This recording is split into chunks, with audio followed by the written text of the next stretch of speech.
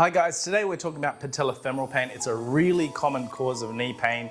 Even if you have a meniscus tear or ACL injury or arthritis, it is likely you have patellofemoral pain on top of it. Patellofemoral pain occurs when a kneecap's not quite sitting in the middle, and that can cause pain when it's not quite in the socket or the trochlea. It's shifting to the side, left and right when you're bending or when you're going down the stairs.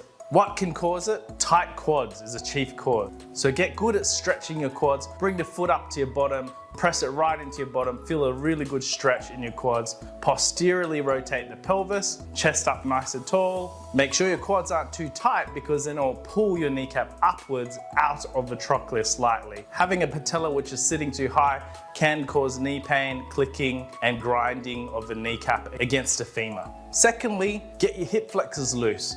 If your hip flexors are tight, it externally rotates the femur, which also makes the kneecap hard to sit in the groove. So get good at stretching the couch. Make sure your foot is all the way up against the wall, knee all the way back, posteriorly rotate the pelvis, show off your groin, chest up tall, and try to get your knee quite close to the wall. A distance of less than 10 centimeters is advisable. Next, get loose in your glutes. Do the seated gluteal stretch, do the pigeon stretch as well. Really try on the seated gluteal stretch to bring that knee to the opposite shoulder while that leg on the ground is facing straight ahead or slightly out to the side. Having a tight glute again will externally rotate the femur, but it also will tension the ITB, which is going to cause the kneecap to pull out laterally, out to the side, again, not sitting right in the middle. So get really good at stretching your glutes. A similar reason for the piriformis, pigeon stretch, shin down on the floor, 90 degrees with a knee bend. Let your chest fold onto your shins and eventually get towards your ankle for a bigger stretch and to bias the piriformis. If you notice that your hips are tipping up and down when you walk, so a Trendelenburg side or shifting side to side like you can see here, or if you stand on one leg and one hip collapses, you're a little bit weak on the outer glutes. Get strong by doing clams, hip abductions, sideline hip raises, planks, and advance them with hip abductions as well. If you're gonna do the side planks, try to lift your hips up nice and high. Feel that burn on the outer glute area. Make sure you get really strong in your quads. The quads are the main muscle to help your patella track back inwards.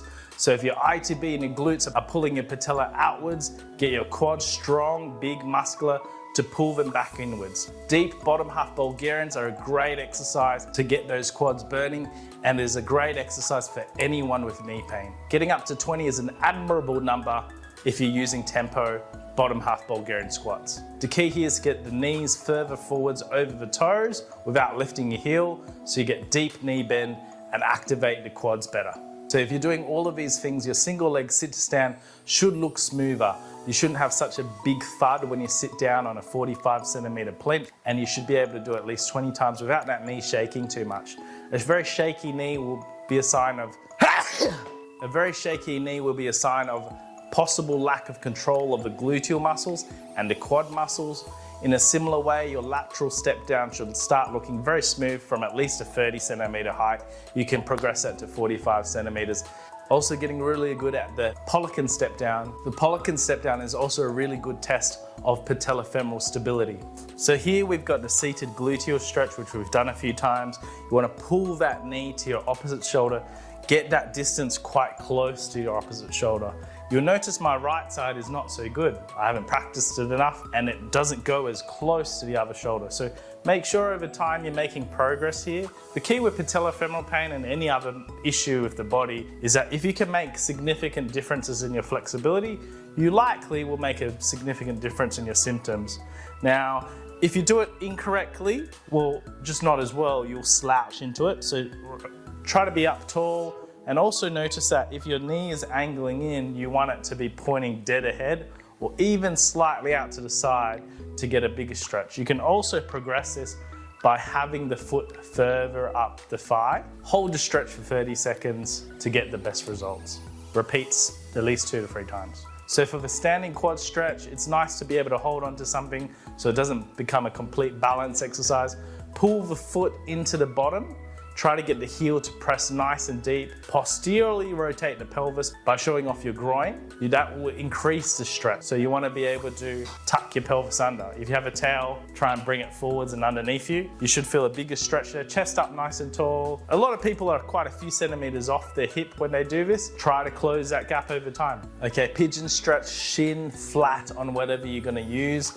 Push down, one hand on your knee, one hand on your ankle, chest up very erect, and lower yourself like a pancake going down. Chest towards your shin, and over time, if you're getting quite good at this, bring your chest down towards your ankle. Try not to slouch into the stretch because that will stretch your lower back more so than your hips. All right, so for the couch stretch, we'll have the foot up onto the plinth. We'll have the bottom pressing into the heel, chest up nice and tall, and you should feel a really good stretch going down your quads and into your hip flexors. If you want to increase the stretch in your hip flexors, lunge forwards. If you want to increase the stretch on the quads, you will lean back.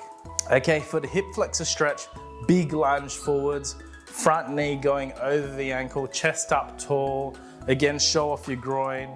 Should feel a good stretch coming down your hip flexors.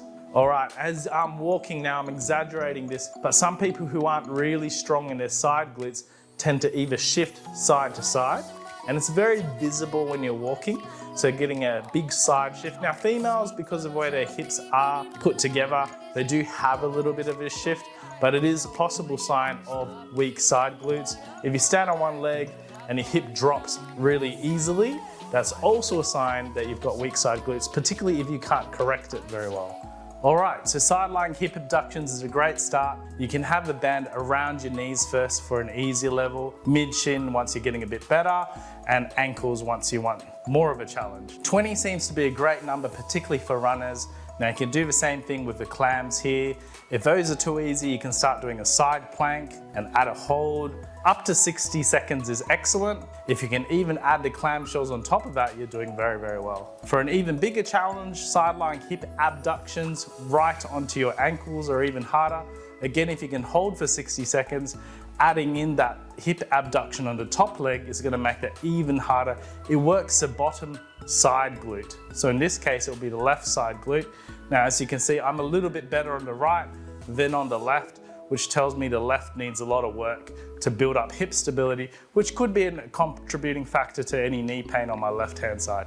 You do want the pelvis to rise quite high off the plinth, so it's at least parallel with your body. Okay, so for bottom half Bulgarians, we want quite a big lunge forwards. Big step forwards, big distance between the front leg and the back leg. You want the knee to travel quite far over the toes if you've got sufficient ankle mobility. Quite a low, deep squat until you get your thigh at least parallel with the floor. Hold for a few seconds, come up a bit and repeat. So don't go all the way up. We're doing the bottom halves to emphasize the quads. Get it nice, big and strong. Again, 20 is a very good number to build up your quad strength, which will help to bring your kneecap back into the middle. Of course, you can add weights to this for a bigger challenge if you're more of an elite athlete. I like to put them on the shoulders. So if your ITB is tight, which again is going to move your kneecap to the outside of your body, not into your other knee, but outside or laterally, then self-massage with a foam roller is really helpful. You can really get deep into here with a foam roller, or even a spiky roller or a rumble roller tends to work really well as well. You can go for pretty firm ones, and then you could also do that for your glutes. So I like to put the foot on the other knee and then shift side to side and up and down to really encompass the whole gluteal muscle. You can also do this for your quads as well. A handheld massager is also useful for getting into your ITB, getting into your quads and your glutes. So combining those with some nice stretches may help prepare you for the run and may help you last longer before you get some patellofemoral pain. I hope you've enjoyed this simple and comprehensive video on patellofemoral pain. Like, follow and subscribe. All right guys, so this is your kneecap, that triangular shaped thing here. Your quads insert into your kneecap. So if your quads are tight, it's gonna pull your kneecap up out of the socket, the trochlea there. So it should be sitting flush in the middle. So tight quads, you wanna loosen them up. Now, if your ITB is tight, which comes down the side here, and which does have some connections to your patella, if that's tight, it's gonna move your kneecap to the side. You can see how it's not quite sitting right in the middle of the trochlea. And then if you keep on bending and running on a slightly misplaced patella, it can cause grating on the undersurface of a kneecap, particularly on the lateral aspect of the patella. So you can get a little bit of wear of the cartilage, and if you leave it long enough, you can get arthritis. Now, if your glutes are tight, which sit up higher, so they're gonna be higher at the top, they will tension your ITB, so getting tight glutes will not help either. But it'll also rotate your femur, that top bone, out to the side, which is called external rotation. Again, you can see how that makes it hard for the kneecap to sit in the middle, and the tight piriformis and hip flexors is gonna do the same thing. Now, if you have weak hip abductors and external rotators, so those side glutes, what often happens is people tend to fall into a valgus. So the knees go like that, and again you can see why that is not helpful for the kneecap. And they also tend to get a little bit of rotation of the thigh bone, the femur inwards, and the lower bones going outwards. So the top bone's going inwards, the bottom bone's going outwards. Again, that's pretty bad for a kneecap that wants to stay inside the trochlea. You can see how that is not quite sitting in the middle. So the one thing that helps to keep that kneecap in the middle really well is your quads, particularly your vastus medialis. We don't think we can isolate this muscle by itself, but if you get really strong quads, you can offset that lateral pull from the ITB by pulling the kneecap inwards by having really strong quad. So try to get really thick, strong quad like cyclists, and your ITB loose and your glutes loose and strong, and you should be able to fix patellofemoral issues once and for all.